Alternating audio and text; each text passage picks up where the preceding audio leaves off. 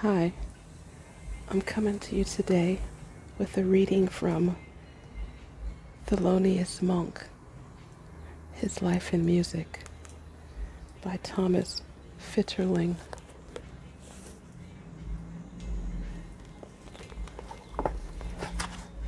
Start with some seashell rattling,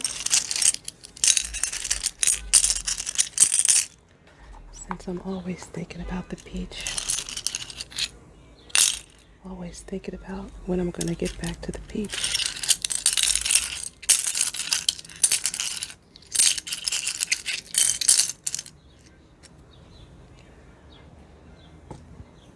We've had a bit of a heat wave around here for the past couple of weeks, so I don't have my air conditioner on because it's noisy. So I need to take a sip of water before I start.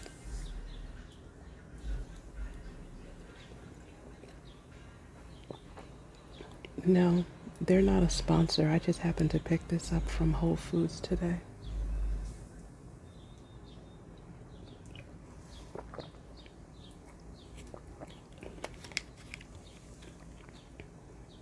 Well, all right, let's start with the preface. Thelonious Monk. The name immediately strikes us as odd and mysterious. Despite the thorough analysis of his work that began with his belated recognition in the second half of the 50s and reached new heights after his death in 1982, relatively little is still known about Monk the man. His date of birth, for instance, which had traditionally been given as October the 10th, 1920, was corrected to the year 1917, only in the early 70s. Thelonious Monk never troubled himself about the matter. It lay outside the realm of one of the few things that interested him, his music. And he divorced himself quietly but irrevocably from just about everything else.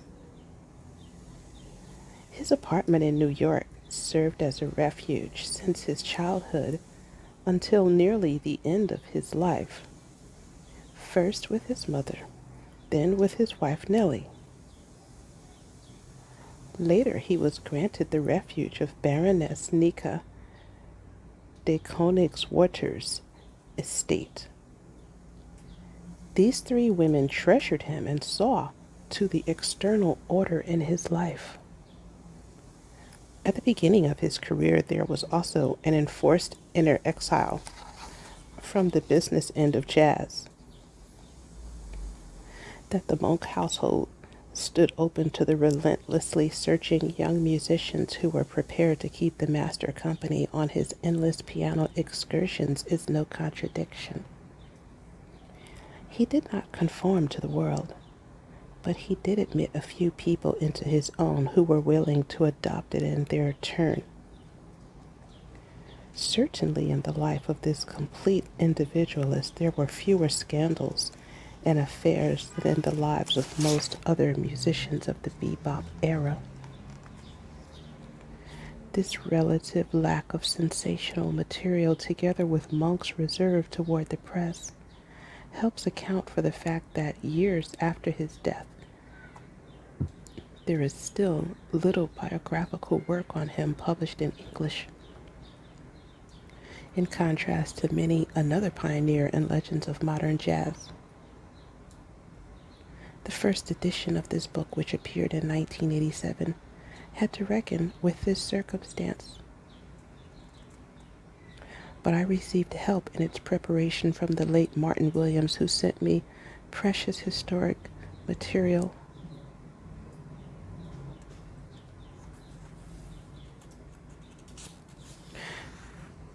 Okay, I'm going to skip ahead to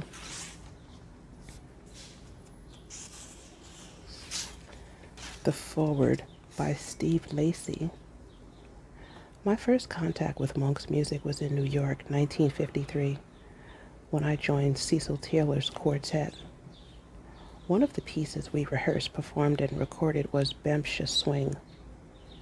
In '55, Cecil took me to a downtown club to hear Monk's quartet, which included Ernie Henry, Wilbur Ware, and Shadow Wilson. This was a wonderful little group, and I was immediately and completely won over by the high quality of the invention of the written material, the spontaneous interplay of the four musicians, and the swinging humor and beauty of Monk's sound at the piano. C.T. and I were both mad about Duke Ellington's music, and here we both agreed was the true contemporary continuation of that school. Soon after that first hearing, I started to collect Thelonious' records and began trying to learn some of his compositions on the soprano saxophone. To my glad surprise, I found out that they suited the instrument to a T. I had learned a lot of Charlie Parker's lines, but they were made for alto sax and were too low for my horn. I had begun on piano until I heard Tatum, and then discovered through Bechet the soprano sax. And Monk's pieces were just right for me. They were not too high, not too low, not too easy. I didn't yet know how hard they were, full of interesting rhythmic, melodic, dynamic, harmonic, and structural problems.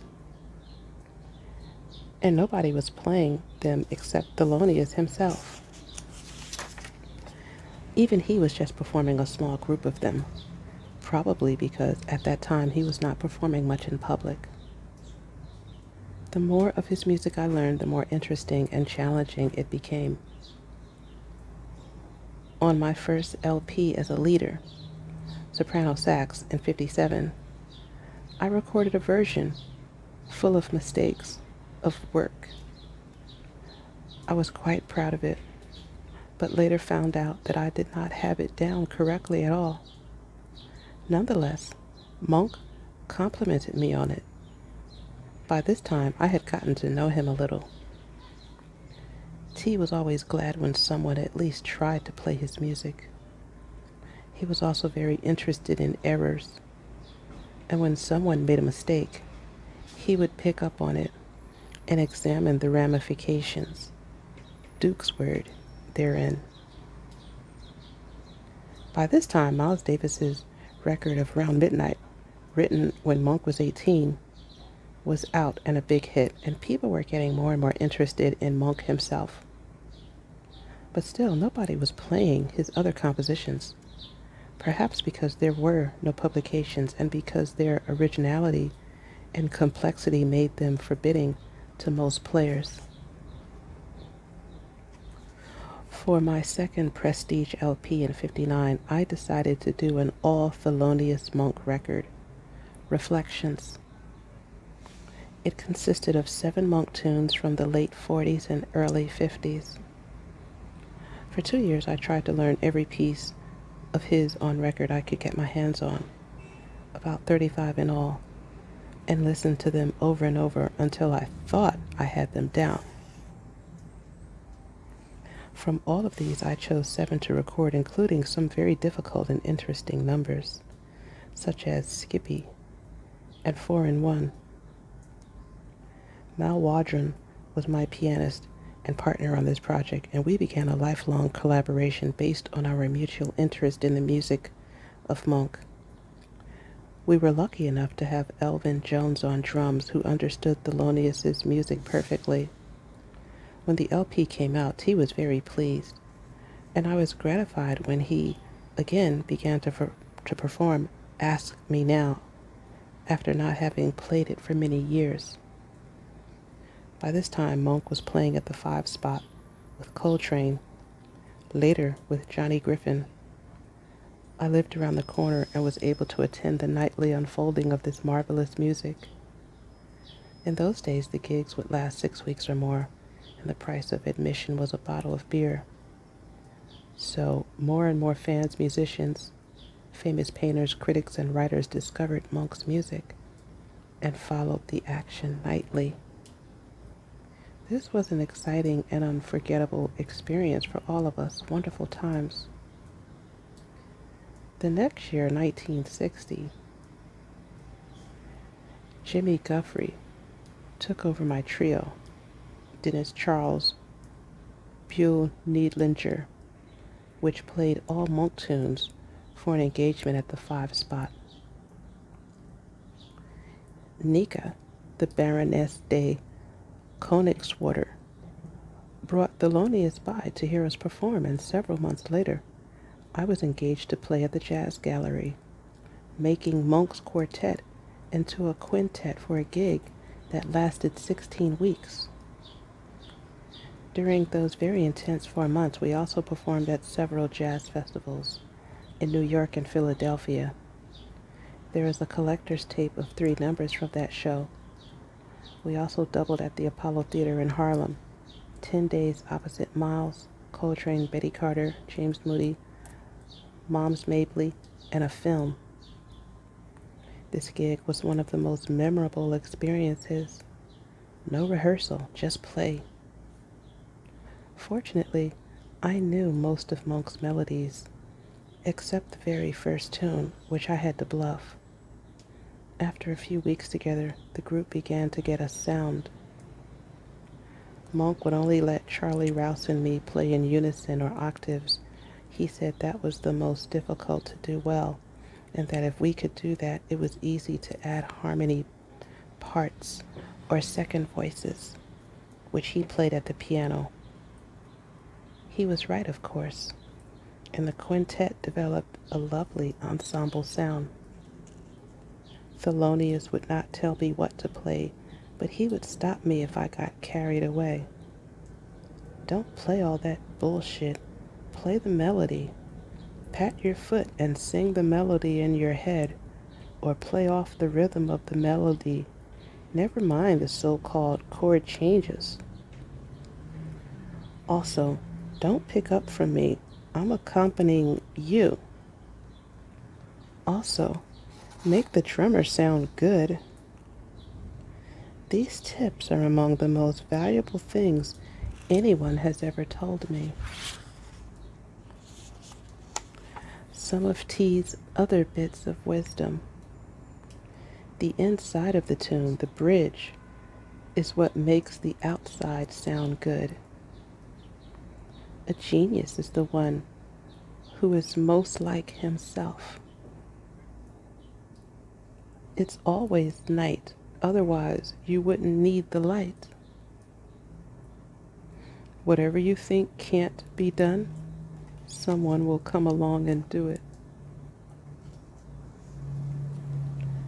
Monk equals no, equals always know where you are. When you're swinging, swing some more. You've got to know the importance of discrimination, also the value of what you don't play, the use of space, and letting music go by, only picking out certain parts. A note can be as big as a mountain or small as a pin. It only depends on a musician's imagination. I also participated in several versions of Monk's Big Band with Thad Jones, Phil Woods, Charlie Rouse, and arrangements by Hall Overton. We played and recorded at Lincoln Center. Hall wrote out and arranged Monk's recorded improvisations on 4-in-1 and several other pieces, so that I was playing T's right-hand figures way up above the normal range of the saxophone. When we finally played these arrangements correctly after much rehearsal, they sounded wonderful, and Monk and everyone else was very happy. T saw how anxious I was to take a chorus in this band, and so he gave out the solos to everyone except me. This was very frustrating at the time, but later I realized what a valuable lesson in discipline and non-volition he was giving me. Once he told me, Never ask for a job, just be on the scene and be ready. He himself learned the hard way. When they took away his cabaret card and he couldn't work for years in New York, while others were beginning to play his music and finally correctly. I think his wife Nellie's contribution to Monk's development was very important. She always believed in his great talent and supported him during the time he couldn't work, so that he could continue the research he was pursuing at the piano and in his compositions. Monk was always unique and somewhat isolated. The encouragement and love of musicians like Sonny Rollins. He and I used to practice Monk tunes on the Williamsburg Bridge. Coltrane, Dizzy Gillespie, Max Roach, Kenny Clarke, Charlie Mingus, Gil Evans, Nika, and some of the critics and club owners were vital.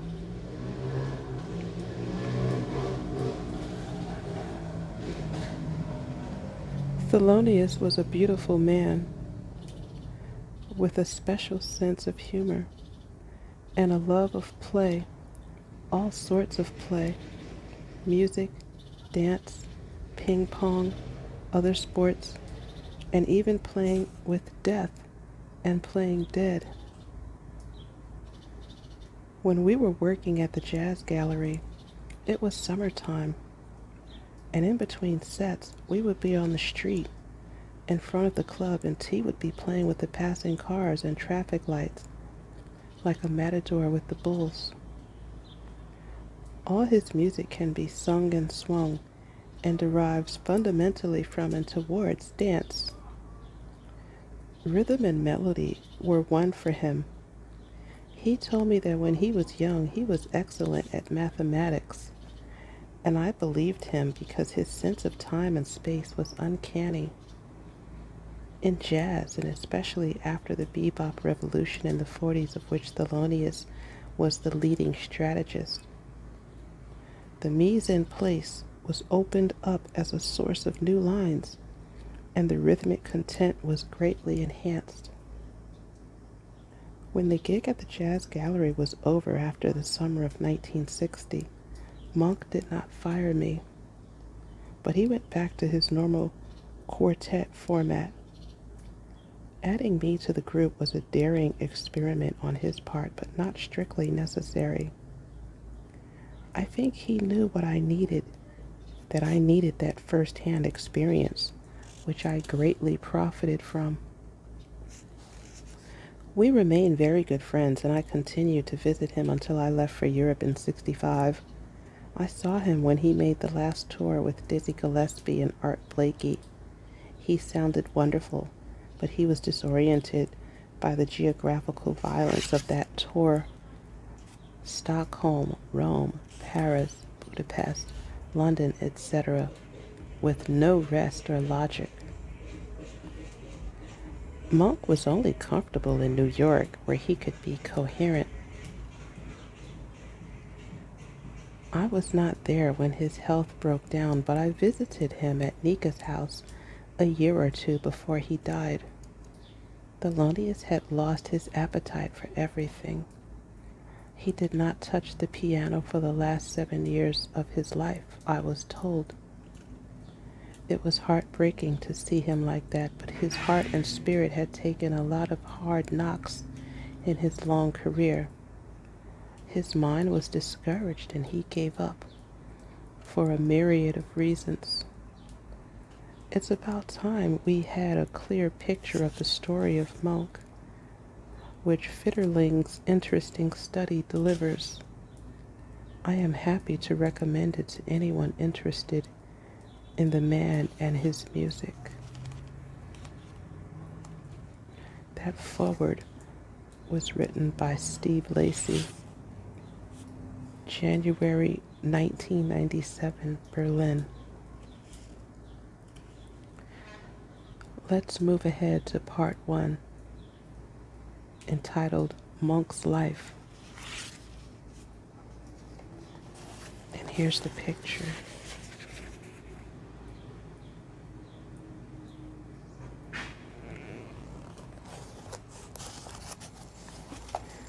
Beginnings. In the life of the mature Thelonious Monk, epochal moments often occurred at or around the same time as a new record deal. One thinks of his marriage and the Blue Note contract in 1947, the birth of his son in December 1949, and the change to the Prestige label, and the death of his mother and birth of his daughter in 1953 to 1954, followed by the change to Riverside the following year. Chance certainly played a role here, but this nevertheless enables us to consider his professional and private life in close conjunction. First, it is necessary to correct the myths surrounding Monk's birth and name. For a long time, the year of his birth had been given as 1920. In 1974, however, Leonard Feather saw Monk's entry in the birth register of Rocky Mount, North Carolina. It reads October the 10th, 1917. Thelonious Monk. The name is written with an unsteady hand and can also be read as Thelius. The father's name appears to be Thelsius, and the mother's Barbara. The father's profession is given as ice puller, his mother's household work.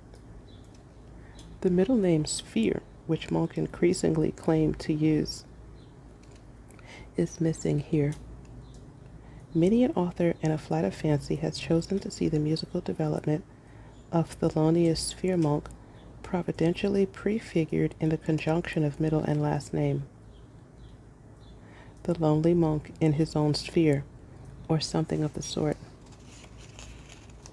According to Ponzio and Postiff, the authors of Blue Monk, the name Thelonious comes from Thelonious, the Latinized form of the German name Tillman.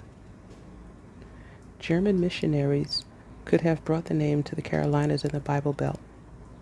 How ironic that Thelonious Monk, a musician often likened by colleagues and critics to an African shaman or medicine man, should have borne the name of a hero of German epic. As far as the middle name Sphere is concerned, Monk's son, Thelonious Jr., claims that it was a part of his father's original Christian name and derived from Monk's maternal grandfather, Sphere Batts.